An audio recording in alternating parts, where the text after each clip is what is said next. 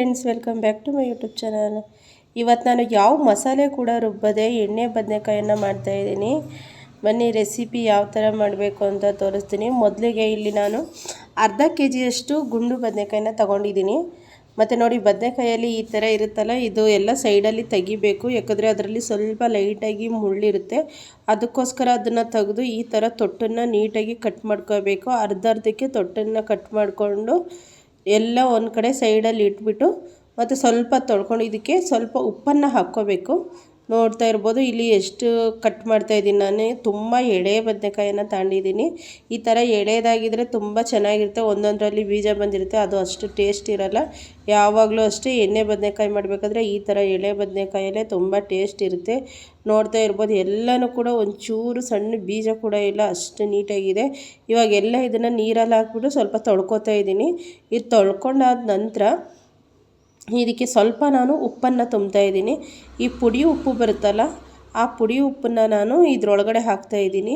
ಯಾಕಂದರೆ ಇವಾಗ ನಾವು ಈ ಎಣ್ಣೆ ಬದನೆಕಾಯಿ ಮಾಡಬೇಕಾದ್ರೆ ಈ ಉಪ್ಪು ಇದರೊಳಗಡೆ ಹೋಗೋದಿಲ್ಲ. ಅದಕ್ಕೋಸ್ಕರ ಮೊದಲೇ ಸ್ವಲ್ಪ ಉಪ್ಪಲ್ಲಿ ನೆನೆಸಿ ಇಡೋದು. ಯಾಕಂದರೆ ಏನೇನು ನೀರಿನ ಅಂಶ ಇದ್ರೂ ಬಿಟ್ಕೊಳ್ಳುತ್ತೆ ಅಂತ ಹೇಳ್ಬಿಟ್ಟು ಈ ಉಪ್ಪನ್ನು ಹಾಕ್ಬಿಟ್ಟು ಈ ಥರ ಸೈಡಲ್ಲಿ ಇಡಬೇಕು. ಸುಮಾರು ಒಂದು ಅರ್ಧ ಗಂಟೆ ಇದನ್ನು ಈ ಥರ ಇಡಬೇಕು. ತುಂಬ ಟೇಸ್ಟಿಯಾಗಿರುತ್ತೆ ಇದು. ನೋಡ್ತಾ ಇರ್ಬೋದು ಇಲ್ಲಿ ಪ್ರತಿಯೊಂದರಲ್ಲೂ ನಾನು ಉಪ್ಪನ್ನು ತುಂಬ್ತಾಯಿದ್ದೀನಿ. ಉಪ್ಪು ತುಂಬಿ ಸೈಡಲ್ಲಿ ಇಡ್ತಾಯಿದ್ದೀನಿ. ನಿಮ್ಮ ಹತ್ರ ಕಲ್ಲುಪ್ಪಿದ್ರೆ ಅದನ್ನು ಬೇಕಾದರೆ ನೀವು ಪುಡಿ ಮಾಡ್ಕೊಳ್ಳಿ. ಪುಡಿ ಉಪ್ಪಿದ್ರೆ ಇನ್ನೂ ಚೆನ್ನಾಗಿರುತ್ತೆ. ನೋಡ್ತಾ ಇರ್ಬೋದು ಎಲ್ಲದಕ್ಕೂ ನಾನು ಉಪ್ಪನ್ನು ತುಂಬಿಟ್ಟು ಒಂದು ಕಡೆ ರೆಡಿ ಮಾಡಿ ಇಟ್ಟಿದ್ದೀನಿ. ಮತ್ತು ಇವಾಗ ನೆಕ್ಸ್ಟು ಇದಕ್ಕೆ ಏನು ಮಾಡಬೇಕು ಅಂದರೆ, ನಾನು ಇದಕ್ಕೆ ಒಂದು ಪಾನ್ ತಗೋತಾ ಇದ್ದೀನಿ. ಪಾನಲ್ಲಿ ಇವಾಗ ಸ್ವಲ್ಪ ನಾನು ಒಂದು 2 ಟೇಬಲ್ ಸ್ಪೂನ್ ತುಂಬ ಅಷ್ಟು ಎಣ್ಣೆನ ಹಾಕಿದ್ದೀನಿ. ಎಣ್ಣೆ ಚೆನ್ನಾಗಿ ಬಿಸಿಯಾಗಿದೆ. ಎಣ್ಣೆ ಬಿಸಿಯಾದ ನಂತರ ಏನು ಮಾಡಬೇಕು ಅಂದರೆ, ಈ ಬದನೆಕಾಯಿಗಳನ್ನು ಎಣ್ಣೆ ಒಳಗಡೆ ಹಾಕಬೇಕು. ನೋಡ್ತಾ ಇರ್ಬೋದು ಸಿಡಿತಾ ಇದೆ ಎಣ್ಣೆ, ಯಾಕಂದರೆ ಎಣ್ಣೆ ಚೆನ್ನಾಗಿ ಕಾದಿದೆ. ಅದಕ್ಕೋಸ್ಕರ ಈ ಬದನೆಕಾಯಿ ಫ್ರೈ ಮಾಡೋದೇ ಇದರಲ್ಲಿ ತುಂಬ ಟೈಮ್ ಹಿಡಿಯೋದು. ಬೇರೆ ಕೆಲಸ ಏನು ಜಾಸ್ತಿ ಇರೋದಿಲ್ಲ. ಇದು ಫ್ರೈ ಆಗೋದೇ ಸ್ವಲ್ಪ ತುಂಬ ಟೈಮ್ ಹಿಡಿಯುತ್ತೆ. ಯಾಕಂದರೆ ಇದು ಎಣ್ಣೆಲೇ ಫ್ರೈ ಆಗಬೇಕು. ನೀವು ನೋಡ್ತಾ ಇರ್ಬೋದು ಇಲ್ಲಿ ಎಣ್ಣೆಲಿ ಹಾಕಿದ ತಕ್ಷಣ ಇದ್ರ ಒರಿಜಿನಲ್ ಬಣ್ಣ ಯಾವ ಥರ ಕಾಣಿಸ್ತಾ ಇದೆ ಅಂತ ಹೇಳ್ಬಿಟ್ಟು, ಎಷ್ಟು ನೀಲಿ ಎಲ್ಲೆಲ್ಲಿ ಚೆನ್ನಾಗಿ ಫ್ರೈ ಆಗ್ತಾಯಿದೆ ಅಲ್ಲಿ ನೋಡಿ ಎಲ್ಲ ನೀಲಿ ಬಣ್ಣಕ್ಕೆ ತಿರುಗ್ತಾ ಇದೆ. ಅಂದರೆ ಈ ಎಣ್ಣೆಲೇ ಇದು 3/4% ಎಣ್ಣೆಲೇ ಬೇಯುತ್ತೆ. ಅದಕ್ಕೋಸ್ಕರ ಇದನ್ನು ನೀಟಾಗಿ ಎಣ್ಣೆಲೇ ಫ್ರೈ ಮಾಡ್ಕೋಬೇಕು. ಫ್ರೈ ಮಾಡಿ ಇದನ್ನು ತಿರುಗಿಸ್ತಾನೇ ಇರಬೇಕು. ಇದು ಫುಲ್ಲು ಸಾಫ್ಟಾಗಿ ಮೆತ್ತಗಾಗೋವರೆಗೂ ಇದನ್ನು ತಿರುಗಿಸ್ತಾನೇ ಇರಬೇಕು, ಕೈ ಬಿಡ್ದಂಗೆ. ಯಾಕಂದರೆ ಎಲ್ಲ ಕಡೆನೂ ಈಗ ಒಂದು ಬದನೆಕಾಯಲ್ಲಿ ನಾವು 4 ಭಾಗ ಮಾಡಿದ್ದೀವಿ ಅಂದರೆ 4 ಕಡೆನೂ ಅದು ನೀಟಾಗಿ ಫ್ರೈ ಆಗಬೇಕು. ಅದಕ್ಕೋಸ್ಕರ ಇದು ನೀಟಾಗಿ ಫ್ರೈ ಮಾಡ್ಕೋಬೇಕು ಅಷ್ಟೇ.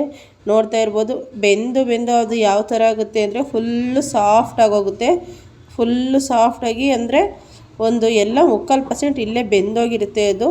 ಅದಕ್ಕೋಸ್ಕರ ಇದನ್ನು ಇಷ್ಟು ನೀಟಾಗಿ ಬೇಯಿಸಬೇಕು. ನೀವು ನೋಡ್ತಾ ಇರ್ಬೋದು ಎಷ್ಟು ನೀಟಾಗಿ ಆಗ್ತಾಯಿದೆ ಅಂತ ಹೇಳ್ಬಿಟ್ಟು. ಎಲ್ಲೆಲ್ಲಿ ಜಾಸ್ತಿ ಬೆಂದಿದೆ ಅಲ್ಲೆಲ್ಲ ಕಲರ್ ಚೇಂಜ್ ಆಗಿದೆ. ಎಲ್ಲೆಲ್ಲಿ ಸ್ವಲ್ಪ ಇನ್ನೂ ಬೆಂದಿಲ್ಲ ಅಲ್ಲಿ ಸ್ವಲ್ಪ ಕಲರ್ ಹಾಗೇ ಇದೆ. ಅದಕ್ಕೋಸ್ಕರ ಇವಾಗ ನೋಡಿ ಇದು ಸ್ವಲ್ಪ ಮಟ್ಟಿಗೆ ಬಂದಿದೆ.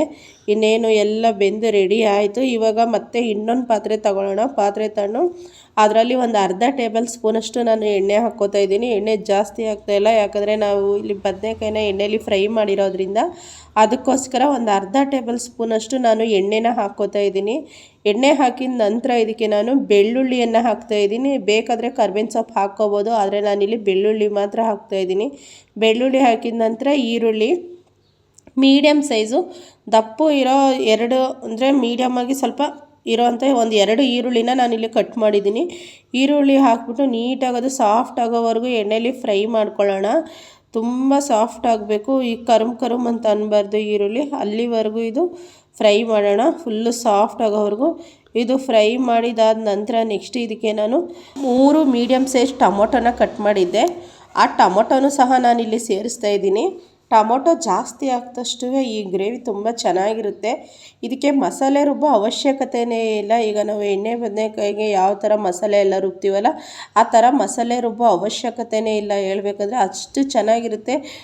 ಇದು ನೋಡಿದ್ರೆ ಬೆಂದಾದ್ಮೇಲೆ ಇದು ಯಾವ ಥರ ಕಾಣಿಸುತ್ತೆ, ರೆಡಿ ಆದಮೇಲೆ ಆದರೆ ನಾವು ಇದಕ್ಕೆ ತುಂಬ ಮಸಾಲೆ ಹಾಕಿದ್ದೀವಿ ಅನ್ನೋ ಥರ ಕಾಣಿಸುತ್ತೆ. ರುಬ್ಬಿಟ್ಟು ನಿಜವಾಗ್ಲೂ ಮಸಾಲೆ ಹಾಕಿರಲ್ಲ. ಇಲ್ಲಿ ನೋಡ್ತಾ ಇರ್ಬೋದು ಈರುಳ್ಳಿ ಮತ್ತು ಟೊಮೊಟೊ ಚೆನ್ನಾಗಿ ಫ್ರೈ ಆಗಿದೆ. ಇವಾಗ ಸ್ವಲ್ಪ ನಾನು ರುಚಿಗೆ ತಕ್ಕಷ್ಟು ಉಪ್ಪನ್ನು ಹಾಕ್ತಾಯಿದ್ದೀನಿ. ಉಪ್ಪು ಹಾಕ್ಬಿಟ್ಟು ಮತ್ತೆ ನೀಟಾಗಿ ಇದನ್ನು ಮಿಕ್ಸ್ ಮಾಡ್ಕೊಳ್ಳೋಣ. ನೀವು ಬೇಕಾದರೆ ಟೊಮೊಟೊನ ಪೇಸ್ಟ್ ಮಾಡು ಕೂಡ ಹಾಕ್ಕೋಬೋದು, ಆದರೆ ನಾನು ಹಾಗೆ ಹಾಕಿದ್ದೀನಿ. ಇಲ್ಲಿ ಪೇಸ್ಟ್ ಮಾಡೋ ಅವಶ್ಯಕತೆ ಇಲ್ಲ. ಮತ್ತು ಸ್ವಲ್ಪ ಟೈಮ್ ಪ್ಲೇಟ್ ಮುಚ್ಚಿ ಬಿಡ್ತಾ ಇದ್ದೀನಿ, ಯಾಕಂದರೆ ಪ್ಲೇಟ್ ಮುಚ್ಚಿ ಬಿಟ್ಟಾಗ ಅದು ಫುಲ್ಲು ಸಾಫ್ಟ್ ಆಗುತ್ತೆ. ಅದಕ್ಕೋಸ್ಕರ ನೋಡ್ತಾ ಇರ್ಬೋದು ನೀವು ಇಲ್ಲಿ ಎಷ್ಟು ಸಾಫ್ಟ್ ಆಗಿದೆ ಅಂತ ಹೇಳ್ಬಿಟ್ಟು. ಇವಾಗ ಸ್ಪೂನಲ್ಲಿ ಇದನ್ನು ನೀಟಾಗಿ ಮಿಕ್ಸ್ ಮಾಡೋಣ. ನೋಡಿ ಎಷ್ಟು ನೀಟಾಗಿ ಸಾಫ್ಟ್ ಆಗಿದೆ ಅಂತ ಹೇಳ್ಬಿಟ್ಟು, ಒಂಥರ ಕೆಚಪ್ ಟೈಪಲ್ಲಿ ಆಯ್ತಾ ಇದೆ. ಅದಕ್ಕೋಸ್ಕರ ಸ್ವಲ್ಪ ಟೈಮ್ ಪ್ಲೇಟನ್ನು ಮುಚ್ಚಿ ಬಿಡಬೇಕು. ಮತ್ತು ಇವಾಗ ನೆಕ್ಸ್ಟು ಇದಕ್ಕೆ ನಾನಿಲ್ಲಿ ಧನಿಯಾ powder, chilli powder, garam masala, jeera powder, ಅರಿಶಿನ ಪುಡಿ ಇಷ್ಟನ್ನು ಹಾಕ್ತಾಯಿದ್ದೀನಿ. ಈ ಮಸಾಲೆಗಳನ್ನು ಇಷ್ಟನ್ನು ನಾನು ಒಟ್ಟಿಗೆ ಹಾಕ್ತಾಯಿದ್ದೀನಿ. ಒಂದು ಪ್ಲೇಟಲ್ಲಿ ಎಲ್ಲನೂ ಸೈಡ್ ಮಾಡಿ ಇಟ್ಬಿಟ್ಟು ಎಲ್ಲ ಒಂದೇ ಸರಿ ಇದಕ್ಕೆ ಹಾಕ್ತಾಯಿದ್ದೀನಿ. ಇದನ್ನು ಹಾಕ್ಬಿಟ್ಟು ನೀಟಾಗಿ ಇದನ್ನು ಮಿಕ್ಸ್ ಮಾಡ್ಕೋಬೇಕು. ಎಲ್ಲೂ ಬಿಡ್ದಂಗೆ ಒಂದು ಸ್ವಲ್ಪ ನೀಟಾಗಿ ಇದನ್ನು ಮಿಕ್ಸ್ ಮಾಡಿಬಿಟ್ಟು ಲೈಟಾಗಿ ಒಂಚೂರು, ಜಾಸ್ತಿ ನೀರು ಹಾಕ್ಬಾರ್ದು, ಒಂಚೂರು ಲೈಟಾಗಿ ನೀರು ಹಾಕಿದ್ದೀನಿ, ಜಾಸ್ತಿ ನೀರು ಹಾಕಿಲ್ಲ. ನೀರು ಹಾಕಿದ ನಂತರ ನಾನೇನು ಎಣ್ಣೆಯಲ್ಲಿ ಫ್ರೈ ಮಾಡಿಟ್ಟಿದ್ದೀನಲ್ಲ ಬದನೆಕಾಯಿ, ಅದನ್ನು ಸಹ ನಾನಿಲ್ಲಿ ಹಾಕ್ತಾಯಿದ್ದೀನಿ. ನಿಜವಾಗ್ಲೂ ಈ ರೆಸಿಪಿ ತುಂಬ ಟೇಸ್ಟಿಯಾಗಿ ತುಂಬ ಚೆನ್ನಾಗಿರುತ್ತೆ. ಇದನ್ನು ಹಾಕಿದ ನಂತರ ನೀಟಾಗಿ ಮಿಕ್ಸ್ ಮಾಡ್ಕೋಬೇಕು. ಜಾಸ್ತಿ ಇದಕ್ಕೆ ಹಿಂಸೆ ಕೊಡೋಕ್ಕೆ ಹೋಗಬಾರ್ದು, ಅಂದರೆ ಹೆಂಗೆ ಬೇಕಂಗೆ ತಿರ್ವಾ ಮುರ್ವಾ ಮಾಡಬಾರ್ದು. ಇದನ್ನು ಬದನೆಕಾಯಿ ಎಲ್ಲ ಅದೊಂಥರ ಎಲ್ಲ ಕಚ್ಕಿ ಪಿಚ್ಕಿ ಆಗಿಬಿಡುತ್ತೆ. ಅದಕ್ಕೋಸ್ಕರ ನೀಟಾಗಿ ಸ್ಪೂನಲ್ಲಿ ತಿರುಗಿಸ್ಬೇಕು, ಇಲ್ಲಾಂದರೆ ಎಲ್ಲ ಒಡೆದೋಯ್ತವೆ. ಈ ಮೀನು ಸಾಂಬಾರು ಜಾಸ್ತಿ ಬೇಯಿಸಿದ್ರೆ ಹೇಗಾಗುತ್ತೋ ಆ ಥರ ಆಗೋಗುತ್ತೆ. ಅದಕ್ಕೋಸ್ಕರ ನೀಟಾಗಿ ಒಂದೊಂದೇ ತಿರುಗಿ ಹಾಕಿ, ಮತ್ತು ನಮ್ಗೆ ಎಷ್ಟು ನೀರು ಬೇಕೋ ಅಷ್ಟು ನೀರನ್ನು ಹಾಕ್ಕೋಬೇಕು. ಜಾಸ್ತಿ ಏನು ನೀರು ಬೇಡ, ತೀರ ತೆಳ್ಳಗಿದ್ರೆ ಚೆನ್ನಾಗಿರೋದಿಲ್ಲ, ಗಟ್ಟಿಯಾಗೇ ಇರಬೇಕು. ಸ್ವಲ್ಪ ನೀರನ್ನು ಹಾಕ್ಕೋಬೇಕು, ಯಾಕಂದರೆ ಈ ಮಸಾಲೆ ಎಲ್ಲ ಬದನೆಕಾಯಿಗೂ ಎಲ್ಲ ಇದಾಗಬೇಕಲ್ಲ, ಅದಕ್ಕೋಸ್ಕರ ಸ್ವಲ್ಪ ನೀರನ್ನು ಹಾಕ್ಕೊಂಡು. ಮತ್ತು ನೋಡ್ತಾ ಇರ್ಬೋದು ಇಲ್ಲಿ ಸ್ವಲ್ಪ ಚೆನ್ನಾಗಿ ಕುದೀತಾ ಇದೆ. ನಾನು ಇವಾಗ ಇದು ಕುದಿಬೇಕಾದ್ರೆ ಏನು ಮಾಡ್ತೀನಿ, ಒಂದು ಸ್ವಲ್ಪ ಟೈಮ್ ನಾನು ಇದಕ್ಕೆ ಪ್ಲೇಟನ್ನು ಮುಚ್ಚಿ ಬಿಡ್ತೀನಿ. ಯಾಕಂದರೆ ಪ್ಲೇಟ್ ಮುಚ್ಚಿ ಬಿಟ್ಟಷ್ಟು ಅದು ಇನ್ನೂ ಸ್ವಲ್ಪ ಗಟ್ಟಿಯಾಗಿ ಚೆನ್ನಾಗಾಗುತ್ತೆ. ನೋಡ್ತಾ ಇದ್ದೀರಾ ನೀವಿಲ್ಲಿ ನಾನು ಪ್ಲೇಟ್ ಮುಚ್ಚಿ ಬಿಟ್ಟಿದ್ದೀನಿ. ಇವಾಗ ಎಣ್ಣೆ ಎಲ್ಲ ಮೇಲಕ್ಕೆ ಬಂದಿದೆ. ಮತ್ತು ಇದನ್ನು ನೋಡ್ಕೋಬೇಕು, ಇದು ಕ್ಲೀನಾಗಿ ಬೆಂದಿದೆಯಾ ಇಲ್ವಾ ಅಂತ ಹೇಳ್ಬಿಟ್ಟು. ಯಾಕಂದರೆ ಮುಕ್ಕಾಲು ಭಾಗ ಅಷ್ಟೇ ಅದು ಎಣ್ಣೆಯಲ್ಲಿ ಬೆಂದಿರುತ್ತೆ, ಇನ್ನೂ ಸ್ವಲ್ಪ ಬೇಯಬೇಕಾಗಿರುತ್ತೆ ಅಲ್ವಾ. ಅದಕ್ಕೋಸ್ಕರ ಒಂದು ಸ್ವಲ್ಪ ಟೈಮ್ಗೆಲ್ಲ ಪ್ಲೇಟನ್ನು ತೆಗೆದುಬಿಟ್ಟು ನೋಡಿದೆ, ಇದು ಇನ್ನೂ ಸ್ವಲ್ಪ ಬೇಯಬೇಕು ಅಂತ ನನಗೆ ಅನ್ನಿಸ್ತಾ ಇದೆ. ಅದಕ್ಕೋಸ್ಕರ ನಾನು ಮತ್ತು ಸ್ವಲ್ಪ ಹೊತ್ತು ಇದಕ್ಕೆ ಪ್ಲೇಟ್ ಮುಚ್ಚಿ ಬಿಡ್ತಾಯಿದ್ದೀನಿ. ಮತ್ತು ನೋಡ್ಬೋದು ಇಲ್ಲಿ ನಾನು ಮತ್ತೆ ಪ್ಲೇಟ್ ತೆಗೆದ್ಬಿಟ್ಟು ಸ್ವಲ್ಪ ಕೊತ್ತಂಬರಿ ಸೊಪ್ಪನ್ನು ಹಾಕ್ತಾಯಿದ್ದೀನಿ ಲಾಸ್ಟಲ್ಲಿ. ಬೇಕಾದರೆ ನೀವು ಫಸ್ಟು ಕೂಡ ಹಾಕ್ಕೋಬೋದು. ನಾನಿಲ್ಲಿ ಲಾಸ್ಟಲ್ಲಿ ಕೊತ್ತಂಬರಿ ಸೊಪ್ಪು ಹಾಕ್ತಾಯಿದ್ದೀನಿ. ಯಾವುದೇ ಅಡುಗೆಗಾದರೂ ಅಷ್ಟೇ ಕೊತ್ತಂಬರಿ ಸೊಪ್ಪು ಲಾಸ್ಟಲ್ಲಿ ಹಾಕೋದ್ರಿಂದ ತುಂಬ ಒಂಥರ ಸ್ಮೆಲ್ ಚೆನ್ನಾಗಿ ಬರುತ್ತೆ, ಕೊತ್ತಂಬರಿ ಸ್ಮೆಲ್ಲು. ಅದಕ್ಕೋಸ್ಕರ ಲಾಸ್ಟಲ್ಲಿ ಹಾಕಬೇಕು ಕೊತ್ತಂಬರಿನ, ಯಾವಾಗಲೂ ತುಂಬ ಚೆನ್ನಾಗಿರುತ್ತೆ. ಮತ್ತು ನೀವು ನೋಡ್ತಾ ಇದ್ದೀರಾ ಕೊತ್ತಂಬರಿ ಎಲ್ಲ ನೀಟಾಗಿ ಸ್ವಲ್ಪ ಬೆಂದು ಎಷ್ಟು ಚೆನ್ನಾಗಿ ಕುದಿ ಬರ್ತಾಯಿದೆ ಅಂತ ಹೇಳ್ಬಿಟ್ಟು. ಇದು ಹೇಳಬೇಕಾದ್ರೆ ಇವಾಗ ರೆಡಿಯಾಗಿದೆ. ನೋಡ್ತಾ ಇದ್ದೀರಾ ಎಷ್ಟು ಒಳಗಡೆ ಎಲ್ಲ ಮಸಾಲೆ ಹೋಗಿ ನೀಟಾಗಿ ಬೆಂದಿದೆ. ಹೇಳಬೇಕಂದ್ರೆ ಇದಕ್ಕೆ ನಾನು ಒಂಚೂರು ಕಾಯಿ ಹಾಕಿಲ್ಲ, ಮತ್ತು ಏನಂದರೆ ಏನೂ ಹಾಕಿಲ್ಲ, ರುಬ್ಬಿಟ್ಟು ಎಲ್ಲ ರುಬ್ದಲ್ಲೇ ಹಾಕಿರೋವಂಥ ಮಸಾಲೆ, ರುಬ್ಬಿರೋದಂತೂ ಒಂಚೂರು ಇಲ್ಲ. ನೋಡ್ತಾ ಇದ್ದೀರಾ ಎಣ್ಣೆ ಬದನೆಕಾಯಿ ಮಸಾಲೆ ರುಬ್ಬಿ ಮಾಡಿದ್ರೆ ಯಾವ ಥರ ಇರುತ್ತೋ ಸೇಮ್ ಅದೇ ಥರ ಇದೆ. ತುಂಬ ಚೆನ್ನಾಗಿರುತ್ತೆ. ಇದು ಅನ್ನ ಜೊತೆ, ಮುದ್ದೆ ಜೊತೆ, ಚಪಾತಿ ಜೊತೆ, ಪೂರಿ ಜೊತೆ, ದೋಸೆ ಜೊತೆ, ಇಡ್ಲಿ ಜೊತೆನೂ ತಿನ್ಬೋದು. ಅಷ್ಟು ಚೆನ್ನಾಗಿರುತ್ತೆ ಈ ರೆಸಿಪಿನ. ನೋಡ್ತಾ ಇದ್ದೀರಾ ಅಲ್ವಾ ಎಷ್ಟು ಕಲರ್ಫುಲ್ಲಾಗಿ ಕಾಣಿಸ್ತಾ ಇದೆ ಅಂತ ಹೇಳ್ಬಿಟ್ಟು.